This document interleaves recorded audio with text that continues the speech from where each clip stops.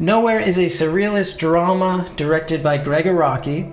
It is part of his Teenage Apocalypse trilogy. And I'd say it doesn't really have a traditional narrative, but in a loose way, the story revolves around this group of LA kids who are just trying to figure out their sex lives. I wanted to talk about this movie now because I grew up in the 90s, and I think pretty much anybody else who also grew up in the 90s would probably really like this movie because it is such a trip. If I had to sum it up, I would say this movie felt like a psychedelic wet dream, where sex is mixed in with all sorts of other subconscious fears and desires, and it's all wrapped up in an endless wave of 90s pop culture.